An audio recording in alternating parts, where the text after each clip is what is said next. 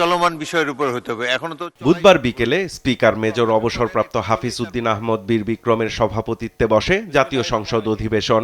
শুরুতেই প্রধানমন্ত্রীর জন্য নির্ধারিত প্রশ্নোত্তর পর্বে সংসদ সদস্যদের বিভিন্ন প্রশ্নের জবাব দেন প্রধানমন্ত্রী তারেক রহমান। যে সকল জমিতে তামাক চাষ হয় এটার পরিধি যাতে না বাড়ে সেই ব্যাপারে উদ্যোগ গ্রহণ করা হয়েছে। শেয়ার বাজার নিয়ে প্রশ্নের জবাবে তিনি বলেন, বর্তমান সরকার শেয়ার মার্কেটে স্থিতিশীলতা ফিরিয়ে আনতে বদ্ধপরিকর। ধীরে ধীরে পরিস্থিতির উন্নতি হচ্ছে বলেও জানান তিনি।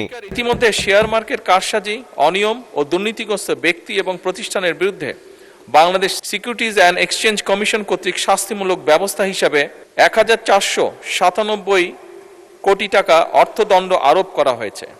এছাড়া দায়ী বিভিন্ন প্রতিষ্ঠান এবং ব্যক্তিদের চিহ্নিতকরণে গঠিত তদন্ত কমিটির গঠন এবং প্রদত্ত প্রতিবেদনের ভিত্তিতে ব্যবস্থা গ্রহণের জন্য দুর্নীতি দমন কমিশনে প্রেরণ করা হয়েছে।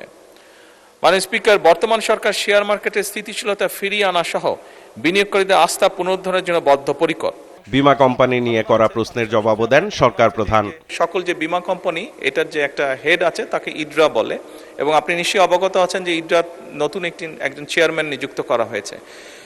আপনার যে অভিযোগ আপনি তুললেন, অলরেডি এর ভিতরেই চেয়ারম্যান এটি ইনভেস্টিগেশন করছে। এরকম যেগুলো কমপ্লেন হচ্ছে সবগুলো ইনভেস্টিগেশন করছে। ইনভেস্টিগেশনটা কমপ্লিট হলে তখন আইন অনুযায়ী আমরা ব্যবস্থা গ্রহণ করতে পারবো। আলাদা প্রশ্নের জবাবে প্রধানমন্ত্রী বলেন, শিক্ষা খাতে উন্নয়নে প্রথম বাজেটেই 2% বরাদ্দ দিয়েছে সরকার। নারী শিক্ষা ও ক্ষমতায়নে সরকারের নানা উদ্যোগও তুলে ধরেন তিনি।